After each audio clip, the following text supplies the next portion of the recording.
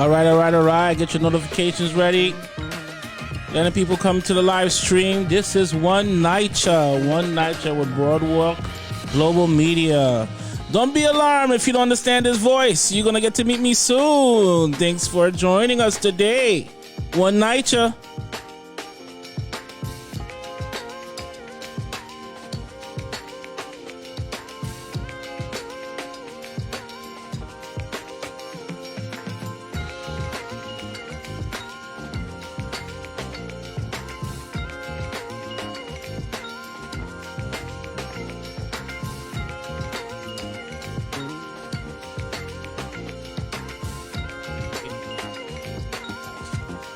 One, two. Share. We in the building. Yes, we Welcome back, people. Welcome back to another episode of One Nighter. One Nighter, one people. Yes, indeed. My name is Jeff. I know it says Rock Logic on top of me, but it's That's Jeff. not rock. That's not rock. That's not No, right. that's not rock. That's not rock.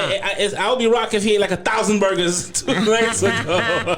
That's not rock. That's not rock. All right. Round of applause to me, Jeff. Yes, Welcome. yes. Thanks for joining us. Working the All right. boards today. Thank you. Lovely lady to my left. Yeah, hey all. You know who I am. I'm Sandria Coleman, but we're going to just do what we normally do with One Nighter. Yes, we so will. we always start our week, and Rock usually sets it off. So we want to yeah. know how your week was, Jeff. All right. So, hello, everybody. All right, My name is Jeff. My week has been okay. It's been kind of quiet, I started a new assignment at my job. I'm working at the Barclays Center. Okay. I'm the medic over there. So one of the many medics over there. So I get to watch games for free. Oh, that's beautiful. Ooh. So my first game I watched was the Liberty, and they got washed. I'm sorry. Okay. It was Right. Wow. by Chicago twice. So Right. both my shifts they lost, but it was a good thing to see. Besides that, I was writing my episodes for my show. Right. And talking to a few people. I got to enjoy your celebration. Okay. Right? Okay, Congratulations on your graduation. Oh, okay. Right. Yeah, it was last year. So, But yeah, thank you. yeah. I like that post, and I like to see a lot of us elevate. Yes, And absolutely. I'm happy to be here, and I'm happy to be with you guys. Awesome. Yeah, Awesome. so that was my week. Okay. Okay. Yeah, that post actually got my graduation post actually got invigorated when someone writes on a post that actually resurfaces. Right, So right. some people are thinking I just graduated this year, but it was actually last year. Okay. Oh, But it's all round of cool. applause yet again. That's Yeah. right. Absolutely. Nah, it's all good. It's all good. Can you just tell people the name of your show? My show is Prospectively Yours. It comes on after this show. Okay. I'm usually not on time, so if you get a gap on it, so You've been busy on the boards. Too. Yeah, It's a I've been long busy day, on the brother. boards. Long day. It's a long day, but I love doing this. I love talking. I love meeting people. I love, sharing ideas. So my show is Prospectively Yours.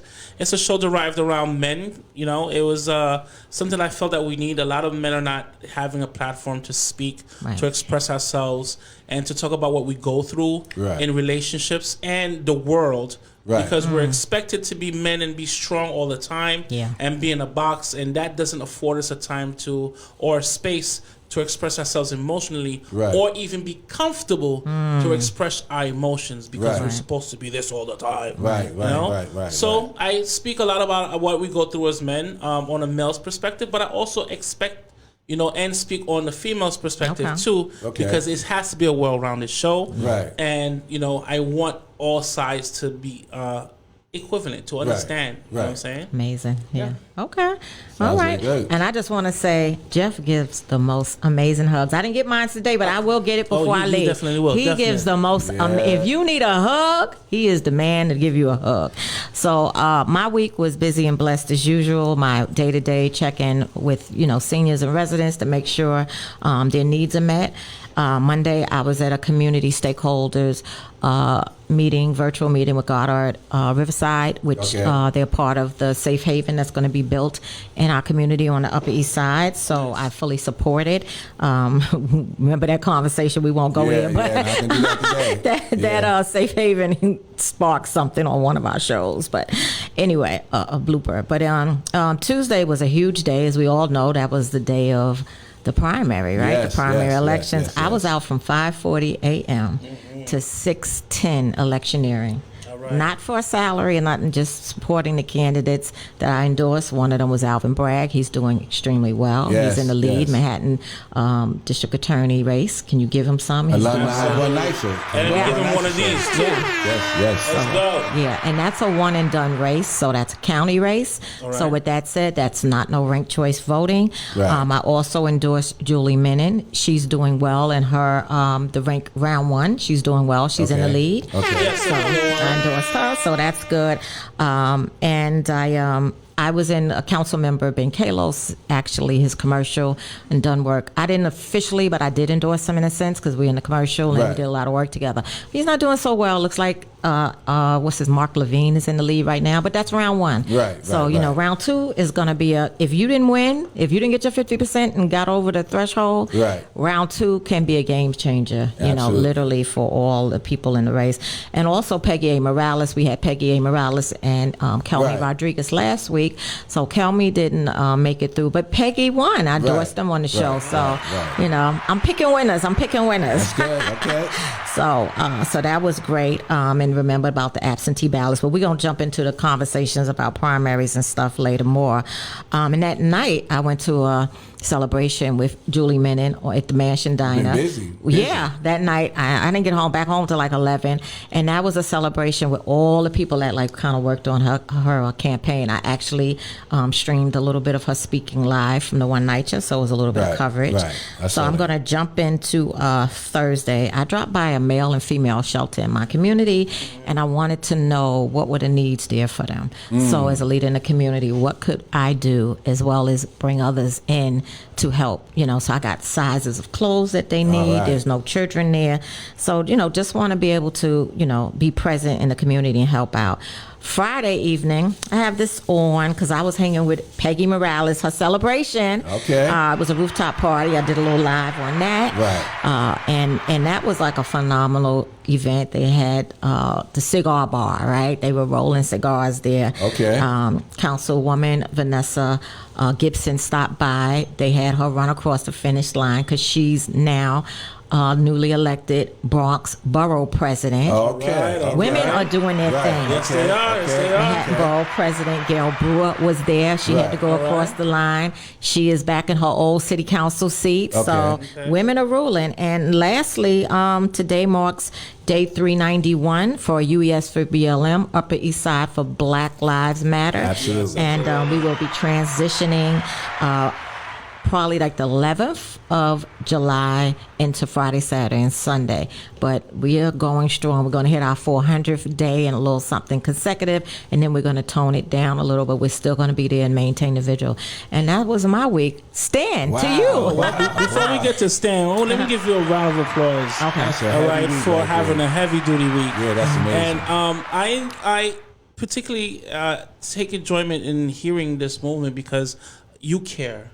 And part of my assignments too in the medical field, I go into a lot of these shelters, Okay. and I go into a lot of these safe havens. We do a lot of COVID swabbing there, Right. and we give flu shots and now COVID shots and stuff like that. And I'm able to go inside, especially these hotels that have been revamped into shelters. Right. I've gone into a lot of them, or from all boroughs. And the fact that you come in and ask what do they need Right, is right. a big thing. Yeah. Absolutely. Because we may think that these people are in the shelters and they're just having a good life, or even if it's a hotel, they're having a good life. A lot of them are restricted. I've been into a shelter where it felt like jail. Yeah. Well, Because yeah. you can't, you're allowed food only in the cafeteria. You can't bring a snack or nothing upstairs, Right, right? right. I seen this lady one time beg to bring 2 oranges upstairs because she says Wow. she's a diabetic. She can't really eat the sugary stuff, and that's Right. how she gets her sugar. Right. And she also ran out of her prescription, and the pharmacy is not open. Wow. So of course this was like 9 o'clock. While I was leaving, I was able, to see this interaction, and they were very strict. They was like, no, nothing upstairs. Right. We don't care. Then you might have to stay downstairs with your oranges. Like, come on. wow. Right. You know, right, so right. it felt like crazy. There was a time where we ordered pizza for my team, and there was pizza left, a whole box unopened and stuff like that. And on the way out, I knocked on the door. Hey, you guys here, you need some. I had a whole pie. Right. Here's pie. Here's some soda. Enjoy yourselves. Although it was after hours, it was like near 9 o'clock when I was leaving.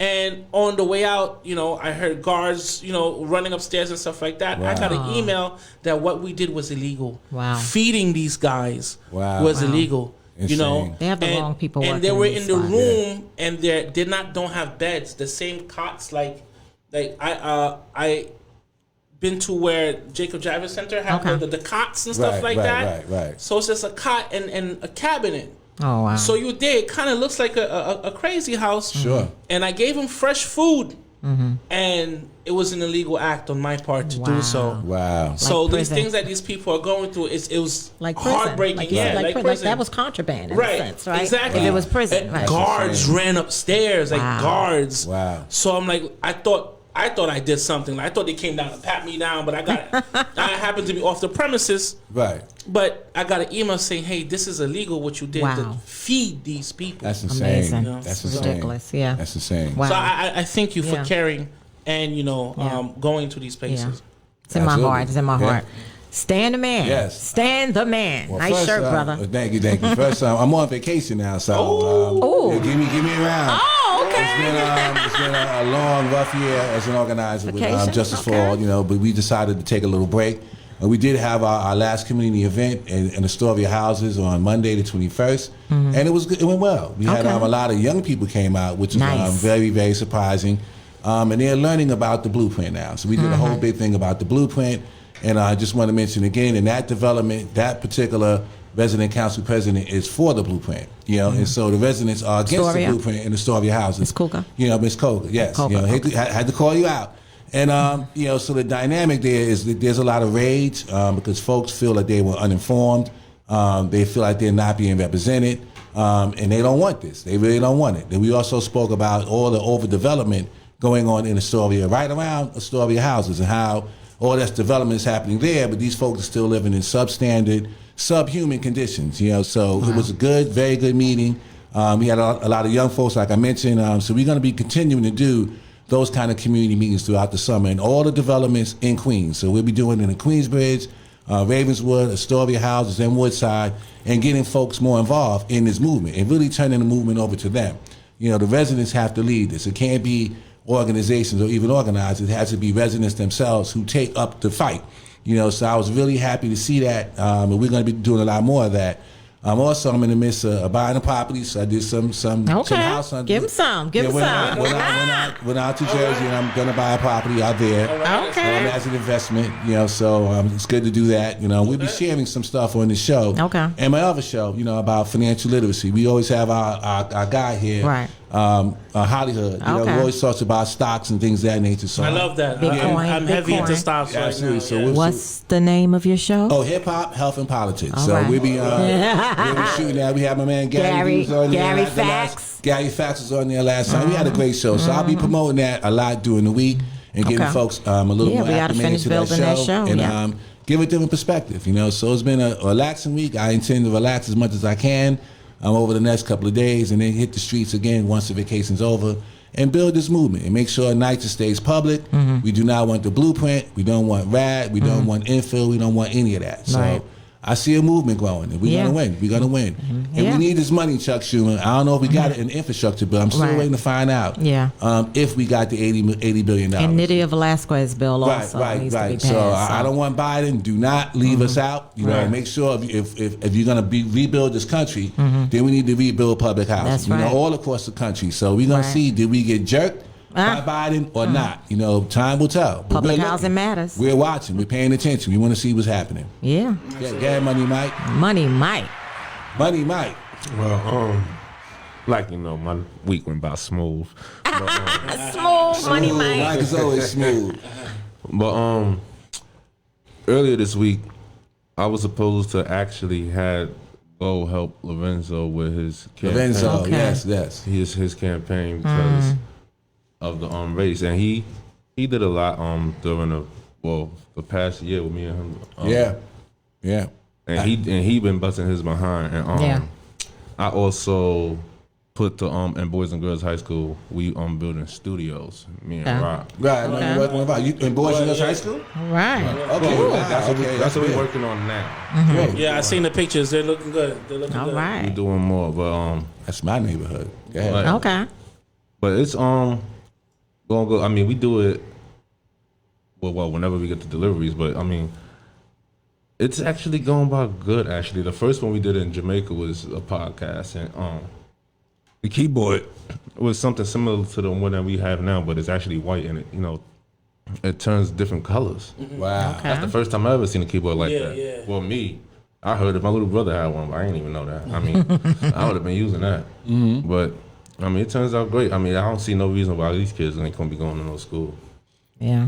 Well, go ahead, Mike. But It's great you're doing that work. Yeah. That Yeah, work that proud y'all of you. doing in Round the of applause schools for Mike. is amazing. Also, a lot of people, you need to talk. A lot of people don't know. You are what? An actor? You do some acting or something like that? Talk to Tell them. us about it. I mean, Don't be shy. I ain't shy, Don't but be scared. I mean, I'm currently in acting classes as well. But I did a few backgrounds. I did like 4 or 5, I believe. Yeah. Okay.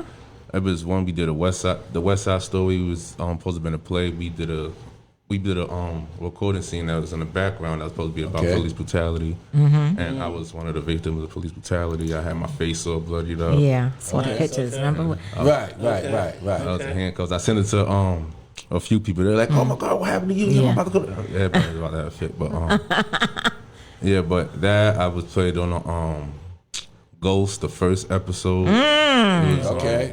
Round of applause for that. Wow. That's big, brother. All right. You all You shy. didn't barely see me. I was in the background. That's okay. I was a strip club patron, you know. Oh, you enjoyed that. I'm throwing them dollars. That's what I was Okay. doing. I had to find that episode and find my brother. Yeah. I was That's on good, though. God Friended Me, The Politicians. Okay. I was on For Life. For Life. It was Really? It was supposed to be a visitor. Yeah. Wow. You've done some stuff. Wow. Sitting here Round of next to applause for the brother. a Wow. future star over Putting here. in that work. Yeah. Yes. Wow. Yeah, Money Mike. Yeah. Wow. Speaking of For Life, so Isaac Wright, right? So let's jump into the mayoral race. Right, Okay, let's absolutely. jump into the mayoral race. And let's just say we hope that the NYCHA residents did get out and vote, because Yes. there's a saying that we don't vote, and that's a flat lie. Right, So we right. need to get out and vote. Right. Also, I noticed when I was doing door knocking, some people have moved into the developments, but they're registered somewhere else. Right. You need to fix your registration, do the paperwork, so you can be voting with your direct, your local officials. Like the full city races don't matter, Right. but your city council member, your congresswoman, you can't be living in the Bronx and well, let me say, we're knocking on Manhattan doors. Knocking on Manhattan doors, you can't vote because you registered to vote in the Bronx. Right. Absolutely. That doesn't work. Right. But Isaac Wright, For Life, right? He ran for mayor. He actually came in this first round at the bottom, and then Jocelyn Taylor was right at, she was like Right, the step right. from that. So, but I wish he had the funding and the people could have really got to see him, because the few times I heard him talk, this guy is phenomenal. Yeah, I heard from Sylvia. She Yeah. he spoke at her church. I never heard Yeah. of him. I never heard of the campaign or anything. But she was like, "You really need to get to know this young man." Yeah. He's really got a very powerful platform, and no one ever heard. No one else. We didn't hear it. Yeah. Unfortunately. They should have been watching For Life. Question. So what happens when you endorse somebody, right, and they're running for a race, and they happen to be like you said, a very good speaker. They happen to have very good, points. However, they're less popular, although they may have all the logics down packed, Right. and everything that needs to fix what needs to be fixed. But someone else wins, the race. Right. Is there a system put in place that these people are braced on with the person that's really has the mental blueprint, right? Is there somewhere that we can brace with the winner? Because That- sometimes the winner can just be by popular vote and not Right. necessarily have the complete best interest in Well, I would say the winner, actually, like if you look at a presidential race, you can bring that person into your cabinet. So if you're looking at Okay. the mayor race, if I liked your ideas, Right. and I know you were good and you were my opponent, I Right. could bring you on board. You know Wonderful. what I mean? Okay, So, great. but that's an individual thing. But I would hope that people would do that. Right. You know what I'm saying? Yeah, it would make things better. But unfortunately, I think a lot of that doesn't happen. Right. is it because of ego thing? I think ego and people want The race is rough, too. They want their light. They want that platform. Yeah. And the race is rough too. Right. And it's very unfortunate, how politics works. As a former candidate and running myself, I got a chance to see it. And it's really, first of all, Dirty, too much right? about money. Dirty. So people judge your campaign right out the back, right out the gate. How much money do you got? How much money do they think you could raise? Right. More than what your ideas actually are and what you're really trying to do. And then they pretty much eliminate you. They say, well, you're not viable. That's the word I hated so much. And then as I watched the campaign that I was running in against Donovan Richards, a lot of folks said that I would not have had a chance. You're not viable. A lot of progressives did not come around and support my campaign as I thought they would have in the beginning, which would have made it viable. Right. But then we watching what's happening is that he may lose. So everybody thought this was a done deal. And Elizabeth Crowley, who's also part of the machine too, but she ran out and said she's not taking any money from developers, which was the line I was using in a certain sense. And it resonated, to the point where she came in the race as I was leaving. She came in late, but she still made a real big run. So I think that people are more aware and more wanting more progressive politics. I think that's what we're going to find in this election. Are we a more progressive city? Or are we not? I mean, I think if you look at the mayor's race, the same thing is happening there. You have Eric Adams, who's not really a progressive. Then you have Maya Wiley, who the progressives are supporting. And we'll see how that turns out. But I think we're in a fight in the city now between whether we're going to be progressive or whether we're going to stay moderate. Exactly what are we going to do? And I think the issue of the police really is driving that fight. Do you want to fund the police? Do you want more police? I think that's kind of divided. And that's the mixture of the people.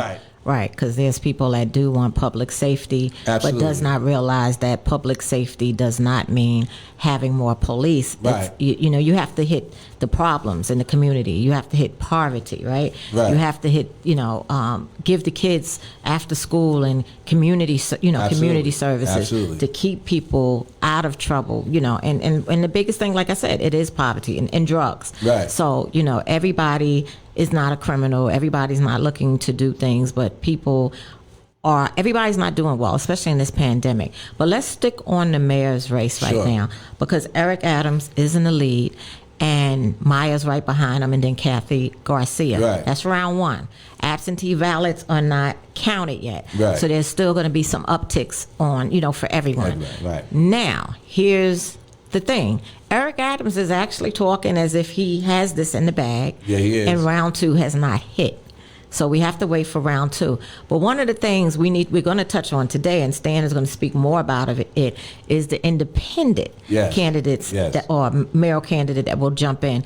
And one thing I want to say publicly, people, please, please, please do not stay home in the general. Right. Exercise your right to vote. I know there's a lot of people that might not like Eric Adams, and that's fine.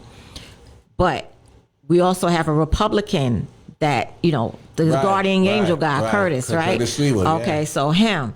Now, this independent. So you may have, an option, right? That's going to splinter the vote, yes. But we have to make sure we vote properly this time, and, because we don't need him to get in. Right. But then we're going to wind up with the Hillary and Hillary and Trump thing, right? That quote, they said, the lesser of two evils, right? I don't want him. Some people are going to stay home. So talk about do you know anything about the independent? Before you go on with that, what we're talking about is kind of like the micro parts of what the system is, what we're dealing with. Right. The big picture really, well, not really, to my perspective, I think New York is kind of like for sale, right? I think right now, everything is with the housing and stuff like that, because you said not taking money from developers, private developers, right. So it's like, I feel like there is a revamping of New York, and it's all, they want you to just live in New York and work elsewhere, you know what I'm saying? So do you think that the race is really, because when you talk about being viable, right. So you think about the money aspect, is it that the person who's going to be picked is the one who's braced with the big idea, this looming big idea of buying New York? Well, I think the person that generally gets to run is the person that takes the developer money, and so in developers, if you don't take their money, you don't follow their positions, then they're going to threaten you. And I heard this from an elected official who's been on our show, was very prominent, but I won't put her name out there. But she was telling me personally when she found out that I was going to run, it's going to be tough for you because developers back who they want, who's going to do their bidding. And if you're not that particular person that's going to do that, then they're going to put their money behind the other person. They're going to primary you. You just gave a clue. And that controls politics, because a lot of elected officials are so caught up in being an elected official. Maybe not even so much in serving the community, but they get kind of caught up in these titles and they want the power.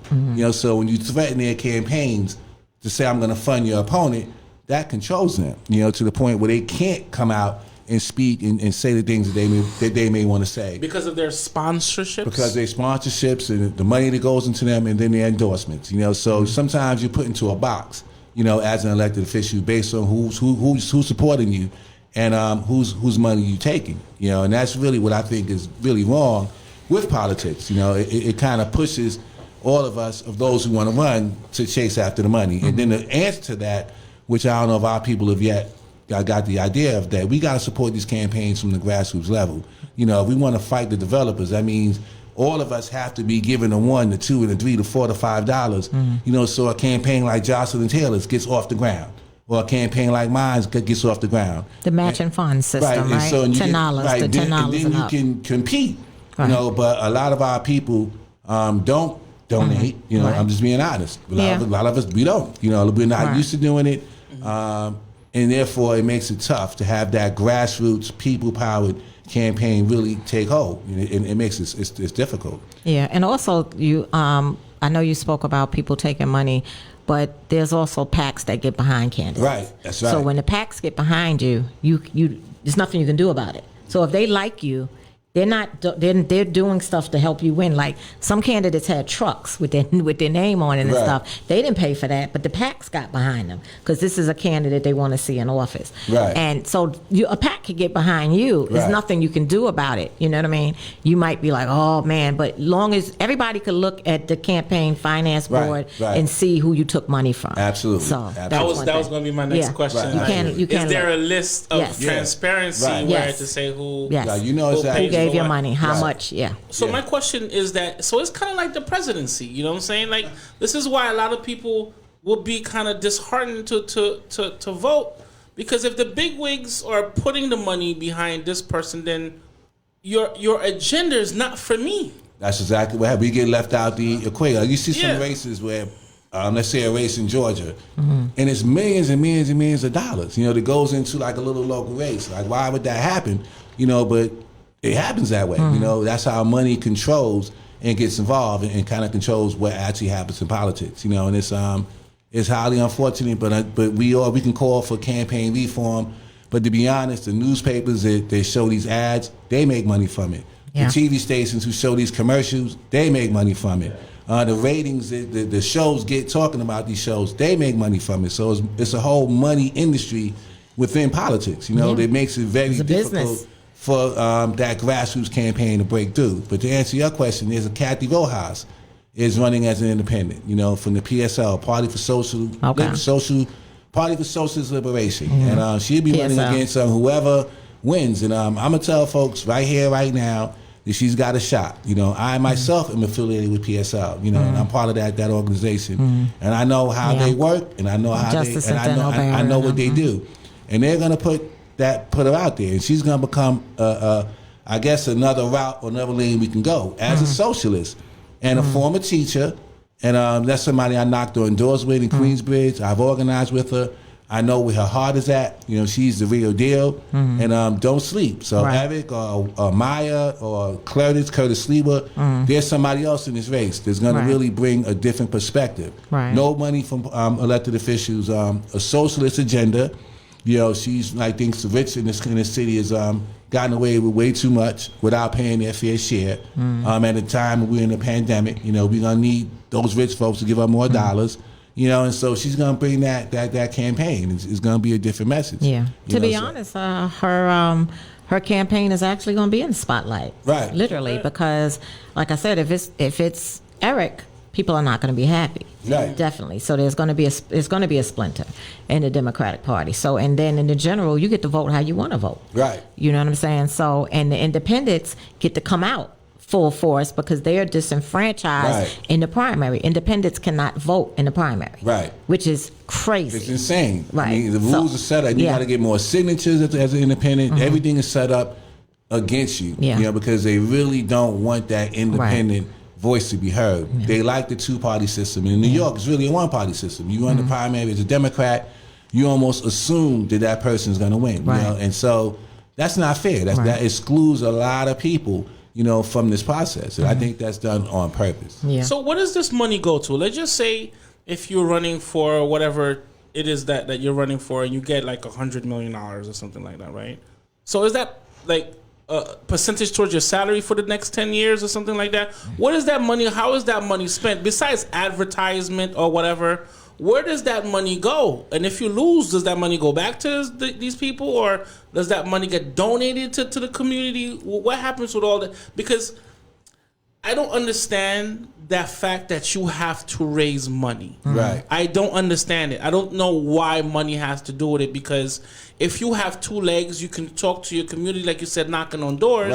Right. If you do that, then word of mouth, then I will vote for the person I can see and touch, right? Right. So it's like, for example, if a church, a virtual pastor or a pastor, you know, or a bishop who just spoke, and you can actually see the man after church outside and talk to him, that person, I'll vote for you. Right. But these people who are on TV, you know what I'm saying? Right. Like, I don't know the mayor people that Right. wants, you know, I may sound ignorant, sorry, but No. because I grew up with a culture where I'm kind of against politics. Is now Right. at my age now, I'm kind of accepting it. Right. Because I first see the ugly side to it. Horrible. Right. So I just feel like for the people who want a change, the people on the ground who are affected, who want a change, I think just open your eyes, because I would follow opposite of the money. Right. Because the money, if you're buying into it, that means you want something that I have. Right. You want to take it away from me, and because I'm the one who don't have the money, Right. these people to represent me. So if I go against the money, then I'm going to make change. But then you have the people who are complacent. You know what I'm saying? You have the people who are not going to get out their chairs, not going to get out their seat, Right. and stuff like that. And you said something great about election reform, right? Right. Voting reform and stuff like that. I think that should be great. I think the advertisement part of it should be different. The run for the race for it should be fought differently. Right. You know. I would add this in. I know money. A lot of people are against, like, candidates, of course, they have money, but you do need money to run a campaign. You Right, really you gotta do. pay for your You gotta volunteers, pay. you gotta Well, pay- no, volunteers are Well, not the volunteers, volunteers, right? right, But you got a right, for people campaign actually- manager, right, your right. literature. Like, put it like this: a district race is smaller than a citywide race. Right. A citywide race is impossible. Let's say Stan was running for mayor. It's impossible for Stan to be in every borough at once, right? So, or every borough Right. in one day. Like, Right. you really got to hit the spots. So you would need funding for people to, you know, get your lit out, maybe get a commercial and stuff like that. But also the volunteers is what makes the difference.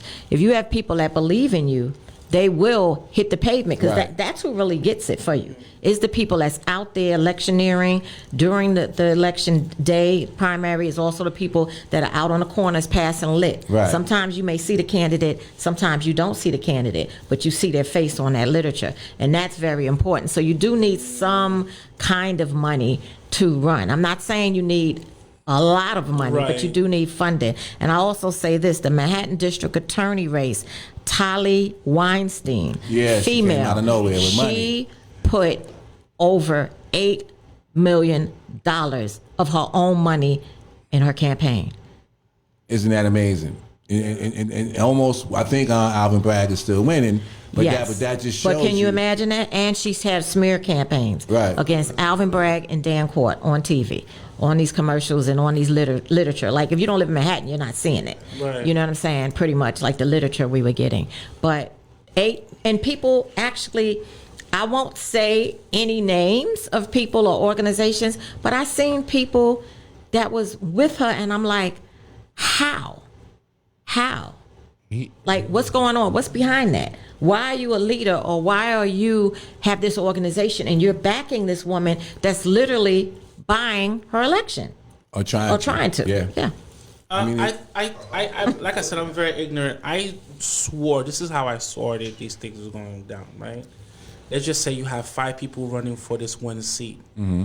I thought the government gives everybody $20,000. No. And no. you each start with your own regular, each start with the same amount of money, and the best conversationalist win. That would be the kind of campaign reform that we would be talking about. I swear that's how it was. Where money gets out of the way and people can actually get their ideas out. And That's why Kalos did the matching funds. Right. He implemented that, which makes anybody viable. Right. Because for what is it, $10 is 10 to 8, I It's think, a- or it's a- 10 it's a for $10 is 8 to 1 $90, match, something like that. something Yeah, like that, the yeah. matching funds. So every $10 in the increments is it's matching. I thought it was just I thought it was set aside. Nope. 5 people, everybody you get this amount of money, this amount of money, go.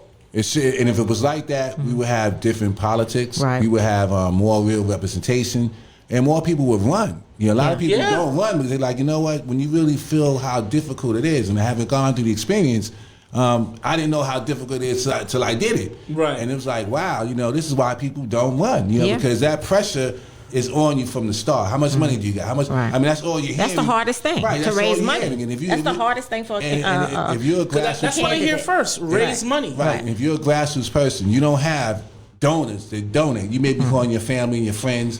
That's a limited Right. list. You know, so then Right. you got to go buy information. And their buy money data. doesn't match it also with the matching You know, funds. So the challenge is really formidable. But I think with Kathy's campaign, see, if you have a political party, so she's going to have the volunteers. Right. I'm sure PSL will be bringing people in. She's going to be coming on our show soon too. Right, yeah. And so PSL will be bringing in people throughout the country. It's a national campaign. They're a national party.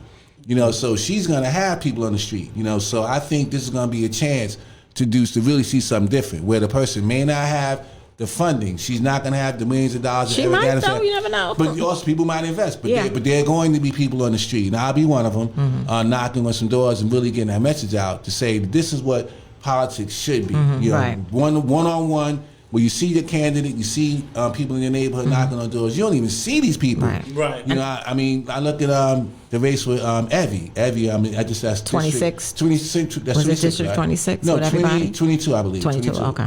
And she's running against Tiffany Caban. Okay. You know, so Tiffany Caban, you know, ran, and she has a big name. Evie, I see in the community every day. I work with Evie, you Right, know, and right. Evie does the work. Feeding, yep. I Every really time. didn't see Tiffany Caban. You know, I saw she came to our last meeting that we had in Astoria, so it was good to see her. Somebody from a campaign reached out and was like, well, she wants to really work with you guys, and that was great.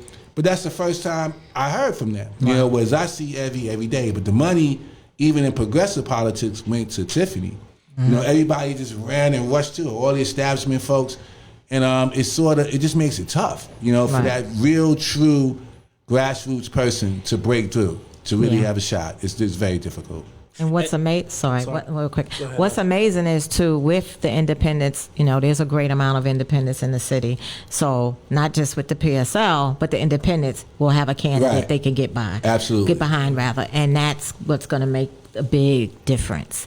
So, Eric, don't be celebrating, because round 2 is coming, and whoever it is, an independent's coming in too. So already in, but Right. they'll be in the spotlight for real. Go ahead.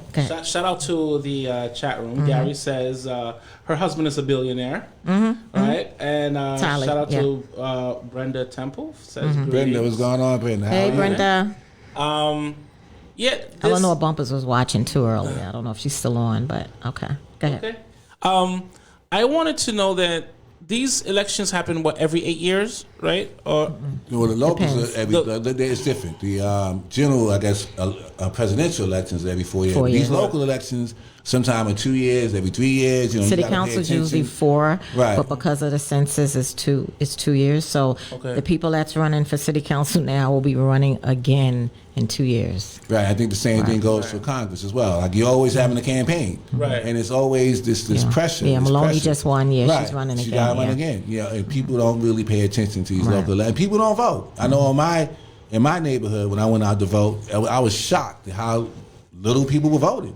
You know, there were no lines out there. I mean, I know it rained that day and everything else, but they count on that. They Yeah. literally count on people Yeah. staying home. They know it's a small little demographic of people that vote. Right. And if you could spend your money in that little group, then you can actually win an election without really having anything to do with the community as far as representing the community is concerned. But I'll say also early voting made a difference because we had several days, over a week, I believe, a week and a day, because it started on a Saturday and it ended on a Sunday. Right. So I voted on, early voting. I voted on Juneteenth, which was significant to me. But a lot of people were able to go out and vote early. So it shortened the lines. Because when I went out at 5:40, it was one person online. Right. And by the time the polls opened, which was about 6:10, which they were late, that's a problem. It was only 7 people online. So usually, and this is a primary, so it's less. Right. But still, to the early voting in New York, and when they make it, throughout different cities that do it in the country, it's very beneficial to the people. Because if you can vote on a weekend, like, why not? Right. You off Get it out work, the way. let's go vote. Let's all get together and go vote. And then the absentee ballot also came into part. My son lives in Rochester, but when he came home for a week, he voted absentee ballot. So his ballot was mailed off, but it's not counted yet. So the absentee ballot, the early voting made a difference because the early voting's already tallied. Right. So this is a difference, and I didn't see a lot of people at my polls, because a lot of people voted early or absentee. Right, I hope that's the case. But Yeah. we gotta get involved. I think people are not voting because they feel there's nothing to vote for. I know in my That's the community, question. that's what I've heard. They're like, you know what? I don't even know 90% of these Right. officials, these people running. Yeah. And what do they stand for? And most of them are very skeptical and cynical.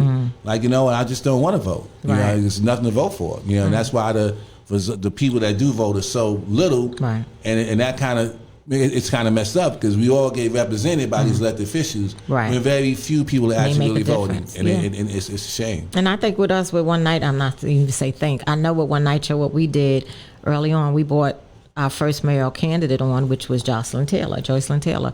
We had her on. We actually brought candidates on that were running in different races. Absolutely.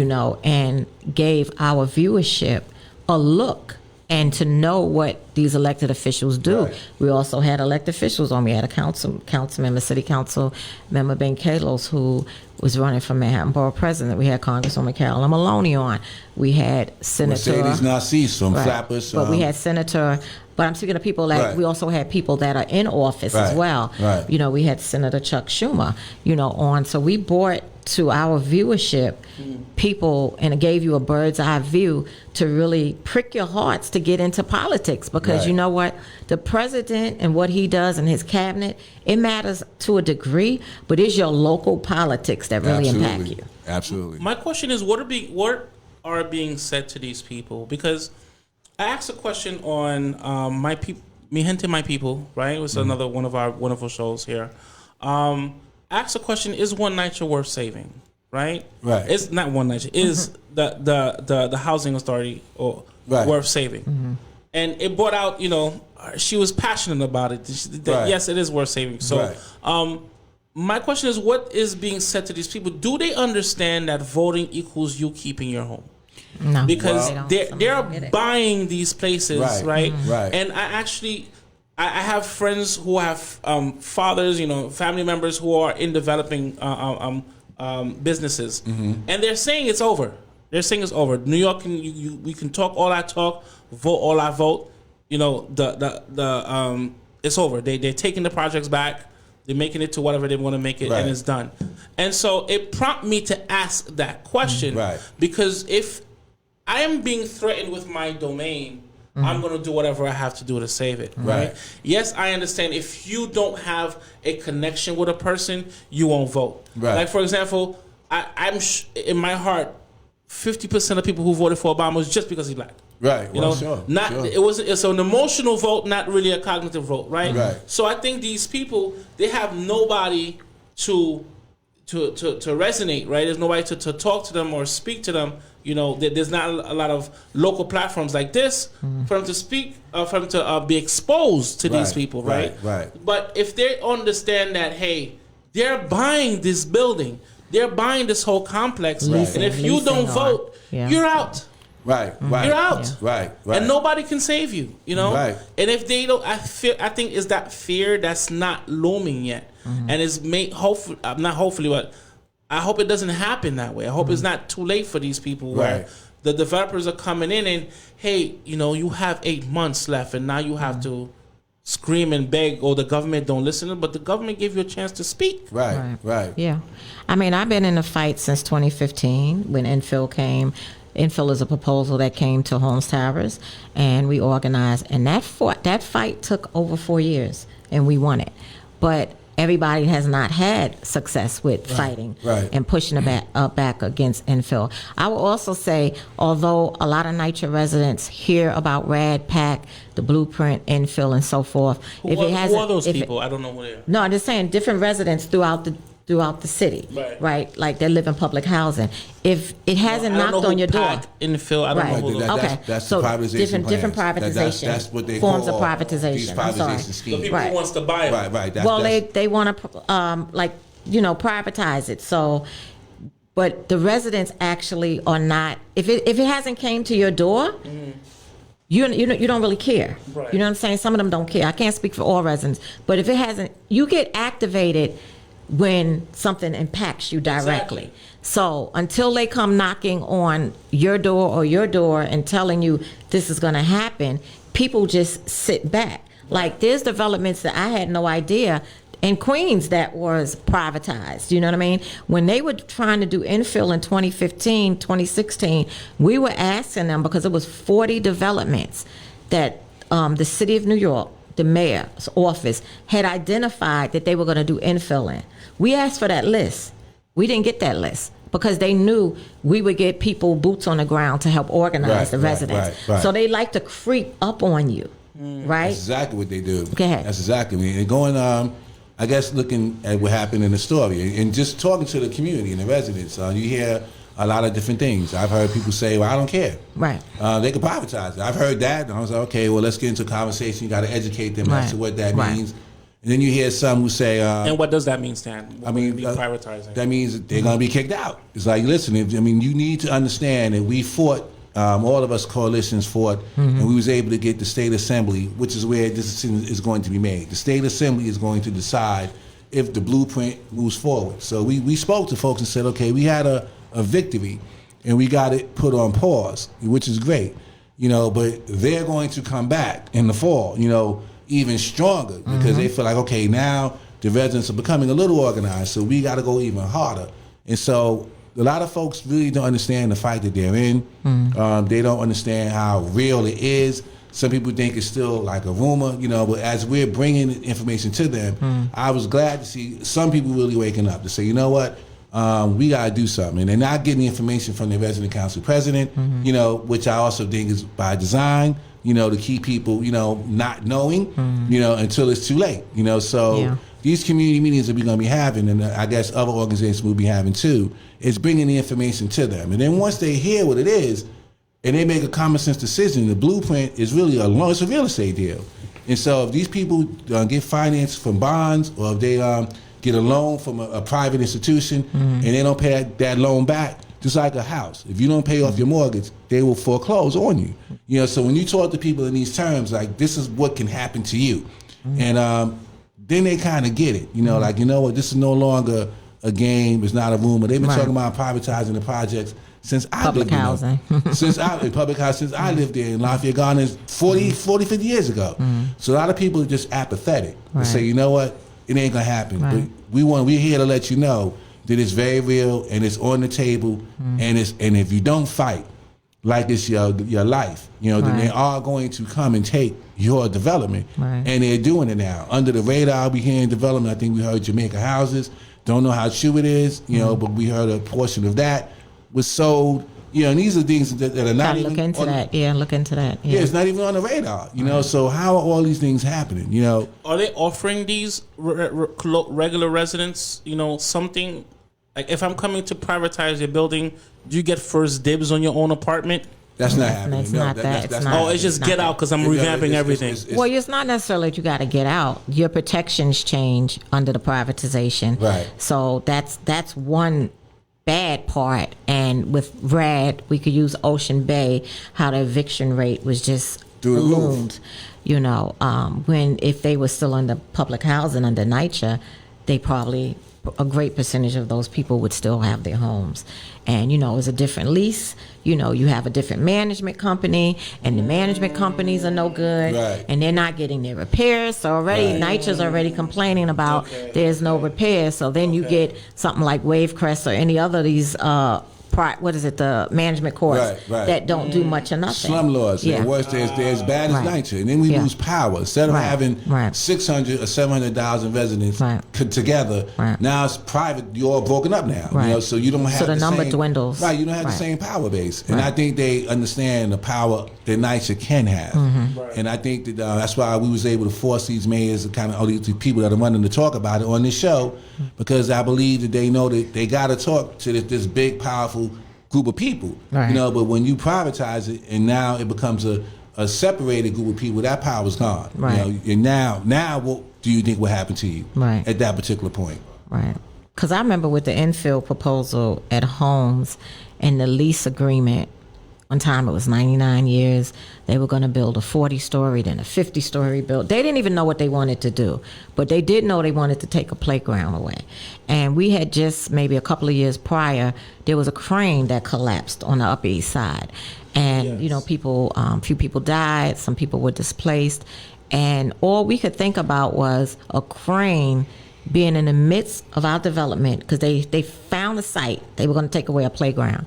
Like, you really going to do this? Because once you break ground, you're going to make the what's that called? The foundation. You're going to destabilize Right, it. absolutely. So in any crack or anything in a building, you got to go. I mean, they're going to move you out. And that's what, you know, that was one of our biggest fears, as well as, you know, losing our sunlight, you know, the congestion and everything else. And then they had it at a point, it was a 70-30. Then they went to, when I say 70-30, 70% market rate, 30% affordable for who. Right. Then they went to a 40-60. They were just playing around with numbers, but it was just it was a big old scam. And then the developer, call him out, Fetner, he actually donated to de Blasio's campaign, and he actually got that contract to See do how it. that You know works? what I'm saying? So it's the devil's always in the details. Absolutely. You know, but we were able to You expose that. follow the money, you know Yeah. what the corruption is. Yeah. Right. That's what I'm Yeah. saying. Go opposite of the money, people. Yeah. Go opposite of the money. That's right. And get out Yeah. there and support Kathy Rojas and any other independent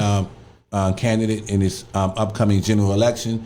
And let's do something different. You know, we got to break this two-party system. You know, don't be afraid of the word socialism. That's what they're going to use against her, which she's a socialist. You know, but you know, end of the day, these are good social policies. You know, so whether you call it socialism or this or that, you know, don't get fooled by that. You know, give the person a chance to explain their platform, and I guarantee if you hear what she's for, you know that you're going to be in agreement with a lot of that stuff. You know, Will you be endorsing her, Dan? Stan? I almost well, said Dan. I'm supporting Kathy. Okay, Yeah, so support, she's all right. got my full support, my full Okay. endorsement. You know, Right, okay. I can't really, you know, I can't with Eric. You know, I'm from Brooklyn. Mm-hmm. You know, and I know there was some questions about whether or not Eric lives in Bed-Stuy.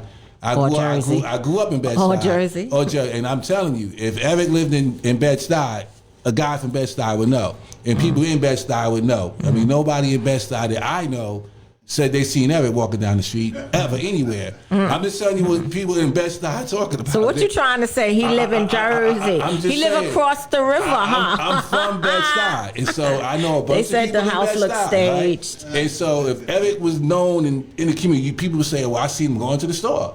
Or I saw him, I don't hear that talk. You know, so I was saying it, but I don't hear that Eric is in Bed-Stuy. You know, I just don't. They even looked into this is the funniest thing. I was reading an article. They looked into the transaction of his Easy Pass. So what? It doesn't have to be his car. Somebody's driving him. He's a borough president. Right. Somebody could be driving him. Right. There's like, oh, he only went back and forth to Jersey about 8 or 9 times. I'm paraphrasing. I don't know what it said, but Right. it was a little bit like, really? Yeah, come if on. it's his Easy Pass, and if he's actually living in Jersey and commuting back and forth to do his campaigning and Brooklyn Borough President duties. He is not using his Easy Pass. He's a former member of service, a captain. He knows how things in Big Brother watches. He's not crazy. Right. So that was one of the things that they were able to refute. Like, oh, because of his Easy Pass, he only made no. Well, No. I know. Well, shouts out to Eleanor Bumpers. Yes. Yes. Eleanor. Yes. So I mean, I think it's going to be very interesting when all these things come out. You know, I think he was able to get around this stuff a little bit in this election. You know, but in the general election, there'll be more questions asked, and that's going to be one of the questions that he has asked. I mean, do you even live here? You know, number one.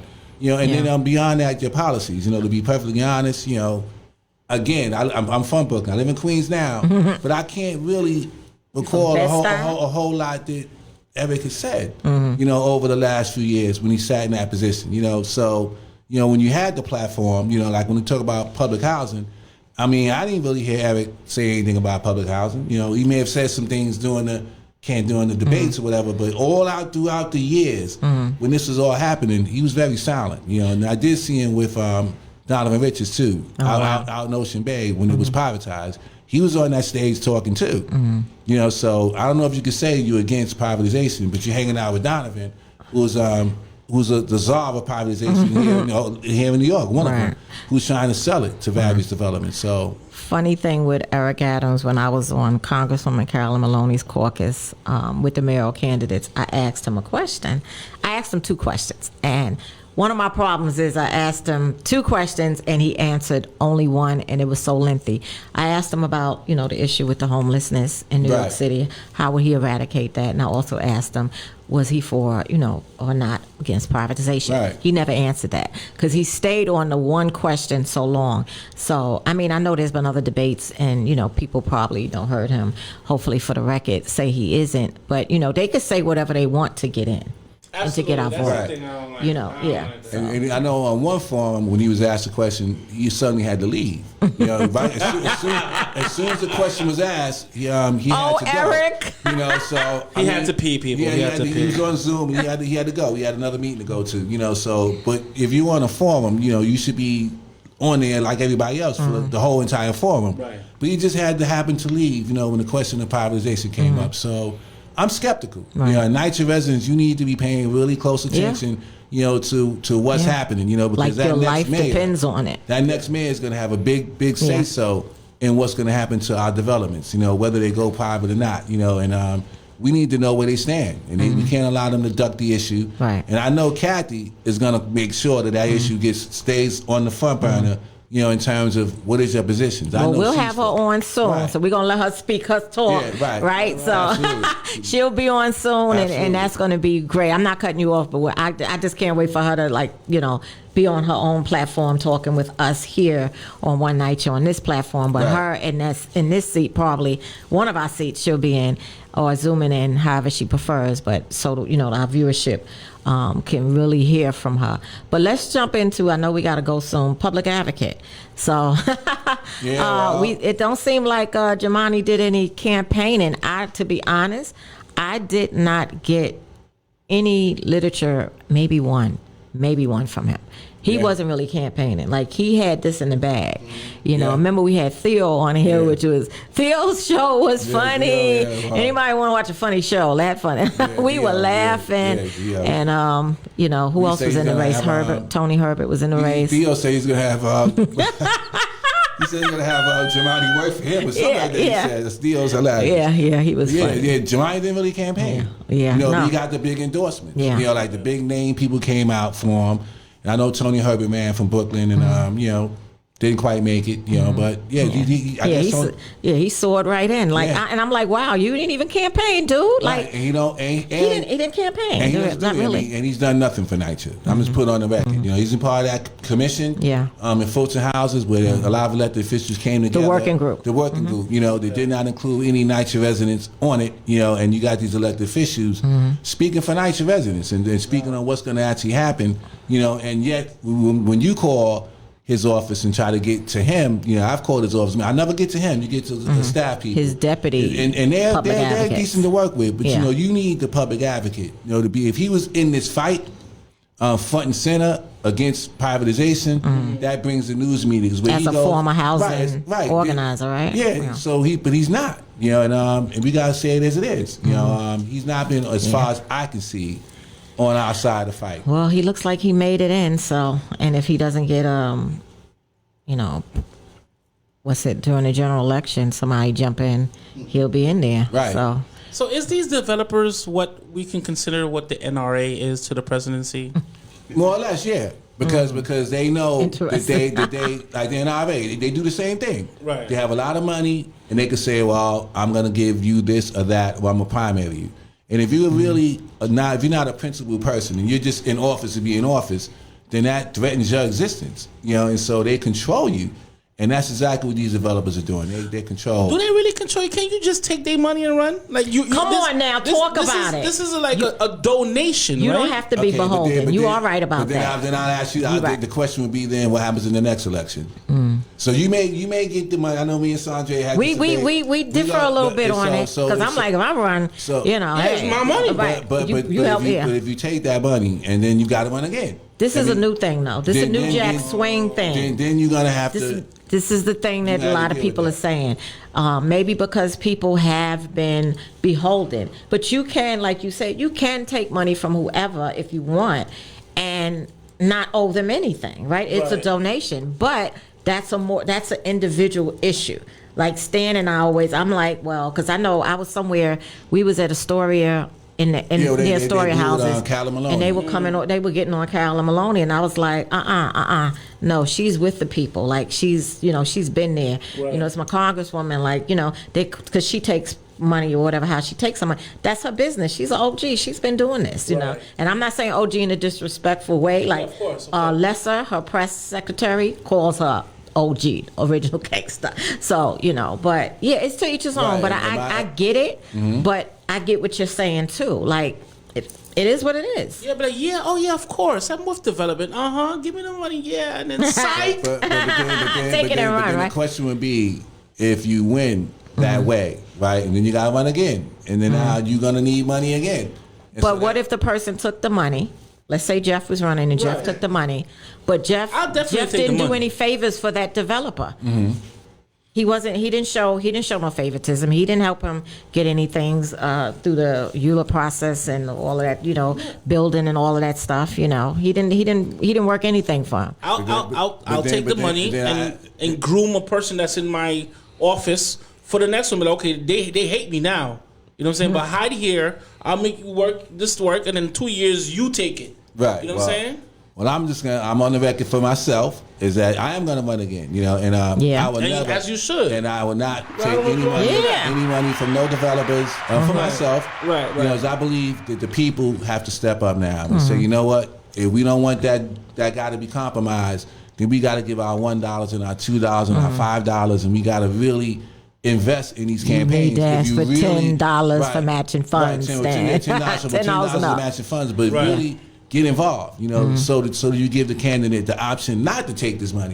That's what it's about. Because you can get it from the people. Right. And until we do that, then we're not going to have any different type of politics. It's going to be the same old. So we have a chance with Kathy's campaign to show something different. I'm asking folks when she comes on and you hear her platform, and if it resonates with you, get behind that particular platform and invest in it, and really support it, so we can have her be quote unquote viable right out the bat. And if she's viable and she presents a different picture of politics, and I think that makes the city better, and that will make Eric or whoever wins move further to the left. I mean, because now you got to deal with this other person that's actually being listened to and heard. Her ears probably burning today. I would love to design one of these flyers for the campaigns. I would just say, hey, would you save you? And put your apartment number behind bars or something. Right. Would you save you? Right, absolutely. Because the fat cats are coming in. If I see this, I'm like, wow, Or I'll say your rent is potentially to skyrocket 2,000%. And put how they used to send a advertisement, but they will send like you should pay $190, but under it says this is not a bill. Right. I will send a fake lease. right? Right. It'll look like a lease, a mock-up lease. Hey, you know, your next rent could be $2,000 a month, Right, right. Unless you do. You know what I'm saying? Right. And if it looks like your lease, you're gonna pay attention to it. Right. We sent out some powerful flyers, you know. Yeah, but, scare the people. We actually we were told, the resident council president said, this is one in Ravenswood, right where you live. She was like, well, we don't like you. You're scaring the residents. You're telling the residents that they're going to be kicked out. You know, in all reality, you have to scare them. You got to scare them to make them aware that this is not a game. You know, so if we got to shock you into paying attention, then that's what we have to do. You know, because they're banking on folks being lulled to sleep. But you also provided them evidence also, right? Right, so, right. you know, something that has already occurred that can possibly happen to you. Right, likely so, to. right, yeah, so, yeah. With that said. Make a cartoon. You said how you have... Lewis did something before, I think. Look at Mike's T-shirt. You see how it has little comic books? The first frame, I'll put a nice family, nice white people family, and they're reading a newspaper. And then the next frame, the little girl will be like, "Hey, Daddy, what are you reading?" Illustration. And he's like, "Oh, I think we should buy a condo in the pink houses." But Dad, is that a development? Not anymore. Right. You know, we can buy apartment 16, 17, and 18F. You know, then the people I would feel kind of disrespected. Right. And I'd be like, no, hell no, you're not going to take this away from me. You know? Right. Like they have propaganda, right? Stuff that's powerful and that's going to scare the people. Because if you're not scared enough, you're not going to move. Right. Shout out to Renee Simone. Power is addictive. They keep taking. They keep taking. Right. Give her a hand clap. Yeah. Absolutely. Yeah. I mean, it depends really on what you run for office for. You know, for myself, I mean, if I win or when I win, I don't think I'm not going to be a career politician. You know, so if you in it for that, then you can be controlled. But if you're really in it to help the people, you do your one term or so. You know, you've done what you've done. You move on, and you're not addicted to it. Some of them are career But some of them get addicted to it. Yeah. They get addicted to the perks. They run. They get addicted to the attention, the language, their name. You know, being out there, people looking up to them, and they don't want to give it up. Right. They get stuck in that position. Yeah. Because like from this one to that one to this one. Gail Brewer, Manhattan Borough president, knew she was terming out. She ran for her old city council seat, so she's still in the game. So playing that double dutch. I mean, it's chess, not checkers, people. And I want to make something clear. I said a white family, right? I'm not trying to talk about white people. I just want to give a thought-provoking visual on how on the outside it may look, because gentrification is a real thing. It absolutely I didn't think it was a real thing until my neighborhood where my mom lived has been gentrified. Right. And when I mean gentrification, they bought their crackheads too.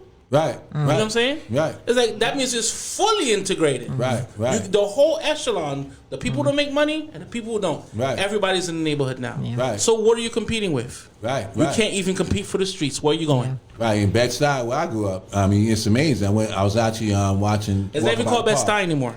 Everybody, I think I come up with what is it called now? I heard this. I work in emergency services, and I was in the hospital one day triaging a patient, and I had a young lady behind me. You know, sometimes they usher us like lines, right? Right. And she was in a stretcher behind me, and this lady came from money. You see her shoes, red bottoms, nice purse, and I heard her husband talking about, they're doing big things in Brooklyn. This is when the Barclays Center was here a year, right? And which I think Marty Markowitz sold, Brooklyn. Of course, I'll say it again on air, right? And she said, Brooklyn. I've heard of Brooklyn. I heard it's called New Brooklyn now. Wow. Yes. I think there's some interesting things are going down there. I may take a visit. Like, what you mean may take a visit? Right. We're across the bridge. Right. You're talking to us like we're this foreign land that now has some interest. Absolutely. And to call it New Brooklyn? Right. No, it's I mean, I saw in the park where we used to be only black folks playing ball. It was a bunch of white kids playing, and there was not a black kid in that park playing ball across the street from Lafayette Gardens in Bed-Stuy. Yeah. Wow. So 20 years ago, that would have been unheard of. You know, like it could never even possibly happen. And now that's what it is. You know, and it's a shame. But the Lafayette Gardens stayed the same, right? Everywhere else is gentrified, but right there in that development is one of the worst, yet still in the city. And it's a shame. It's a shame. It really is. A lot of people don't look at also with the gentrification is what you paid for in your local store or your supermarket, the prices go up Right. with the gentrification. Yes. Yeah. That's a huge difference. yeah. That means you have to travel further, or you got to spend more right where you used to buy your Right, groceries right, at. Right. Out of East Flatbush, where I live, there's this place called Met Food, right? Okay. And Met Food, you can go there all the time. My mother no longer goes to Met Food because it has an Prices. organic section now, Right. And the organic section is overpriced. Way A overpriced. gallon of milk is $7-8. Yes, Right, that's right. Where I remember a ridiculous. gallon of milk used to be That's $5 the ridiculous. most, Right, right? right. And it's the same milk, people, Right. and it's disgusting. Yeah. And I want to say another thing too. Like I went to college for architecture. Okay. And I want to say this, right? And also working in emergency services, I go to all these high rises in the building, in the city. Right. All the ones that look like glass and stuff like that. Right. Concierge, the lobby looks beautiful, right? Right. But I mean all the steps, right? All the steps, I mean all the elevators. Right. People, it's only glass. If you look at, and this is good tie into what we're talking about. If you look at if you take off all the glass, the guts are designed the same as the projects. Right. The staircase housing. are the same. Right. The The structure is the same. infrastructure. Right. So of course they want to take the projects because all you got to do is just reface the bricks. The guts Right. is the same thing, Right. and reface the lobby. So it's gonna cost me to take a building and reface it. Maybe cost me a couple of $100,000. Right. Where I could make it look brand new, but the guts are the same thing. If you're paying $350 or $3,500, you're living Right. in the same type of building, Right. glass, and you're probably near the water or a train station Right, right. that drives up the market. So Right. people, please, like, don't think people are better than you because they live somewhere else. Honestly, if you don't have, even if you have a doorman, a doorman doesn't make the building, Right. more safe or anything like that. Right, 'Cause if right. you come in with a gun, doorman is gone. Right. Right. All right, Right. doorman is gone. Facts. I've been in a rich building right across the street from Fifth Avenue, Apple, right? And I see some people run up in that building. Right. What was the doorman? Outside. Right. Right. All right. Right. So right. please, not saying that things can happen everywhere, but don't think that you're gonna be kicked out of your housing development and think you're gonna go somewhere else and it's gonna be better or stuff like that. You have to make yours better. Right. You have to make where you are better. The young lady Claudia from My People Mi Gente, she says, "Listen, you've been here 20 years, 30 years, 2 generations passed in your apartment. That's your place. Right. That's your apartment. You technically own it. Right. So fight for it. Right. If generations are gonna come after it, because Right. they're gonna take your development, they're gonna take your home, and they're gonna take the schools next. Right. Right. All right? Right. Right. And I always remind people that public housing residents are the income. The income is not a one fit. Like, Absolutely not. there are people that are retired. There are people that are on public assistance. There are people that are working. There are people that have really good jobs, either 6 figures or close to 6 figures. That live there, Don't yes. get Right. it twisted. Right. It's 30% of the income, and as I like to say, no roommate needed. Right. And I never forget when I met Jocelyn Taylor, and right before the pandemic, her and her team came, because then I Right, introduced right, you to her. absolutely. She wound up going to Queensbridge and hanging out with Stan and met Sugar Ray. That Right. fully, like, Sugar Ray went Sugar Ray, hard you for went her. hard. Sugar Ray, yeah, Sugar Sugar Ray, Ray, yeah. shout out. But we were talking. We were sitting at the table with my team and her team, and we were talking about what if we could own our own apartments. And I was interested in that conversation. And, some people really don't see it. Like, they go, oh, here, in public housing, yeah, because somebody else want it. Right, yeah. Right, They right. want it, because if we could fix up our own apartments and own it, of course, because yes, if you've lived there at least 10 years or so, depending on what you're paying rent, Right. you done paid mortgage. If you're living there 20 or 30 years, you done paid probably for 2 or 3 houses. Yes. You know what I mean? Like, Yes. and There should be a longevity incentive. Right.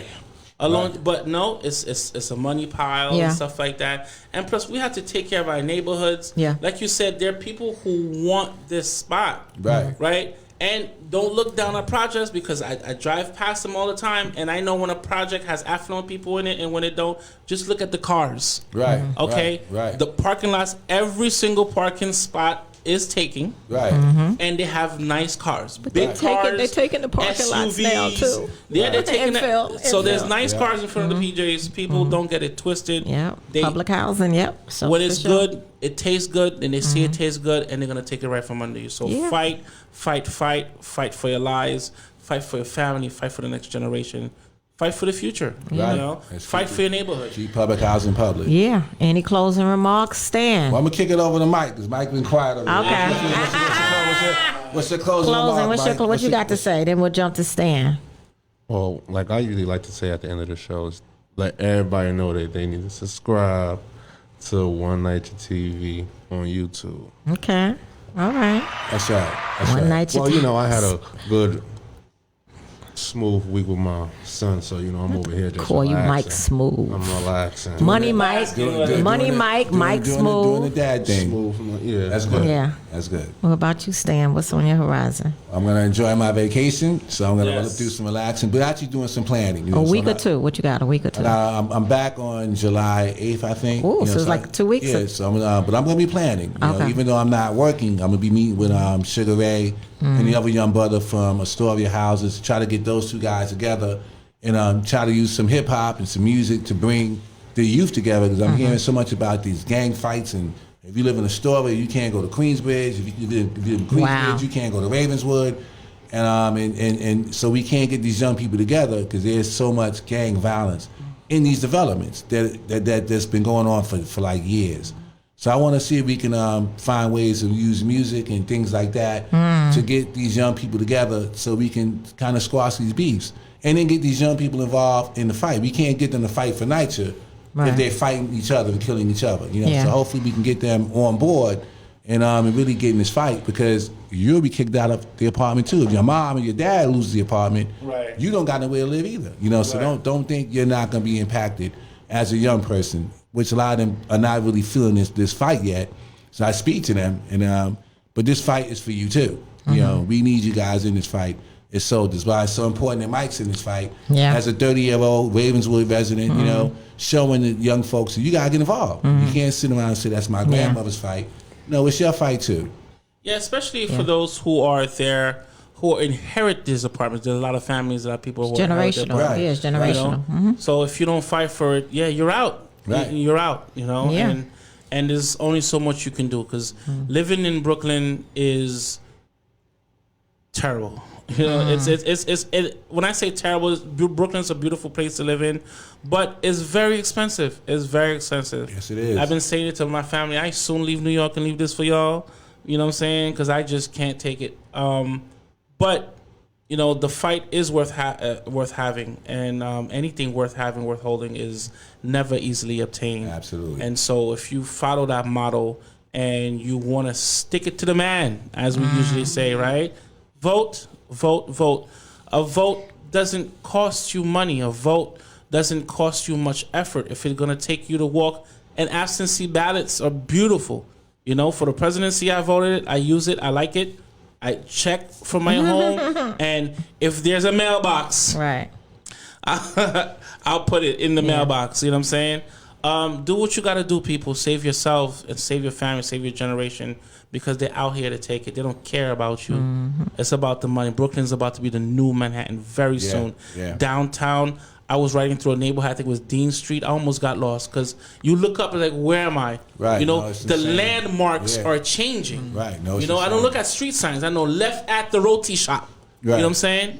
That is changing because there's no more roti shop. There's no more mom and pops. Right. You know? Right. No, it's the same. Going Midtown Brooklyn to I call it Midtown towards the junction where the 2 or 3 trains are.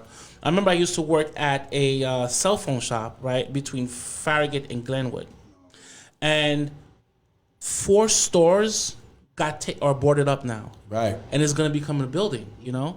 Right. And like I remember I was working in this, you know, this little mom and pop shop that's no longer there. Right. And all his neighbors are gone. Right. And there's apartments upstairs, they're gone too, gutted out already. Right. So you can see the roof open from the window. Wow. So it's like they're taking it by storm, and whoever's used to be there, they don't want to be there anymore, and they're giving up the land.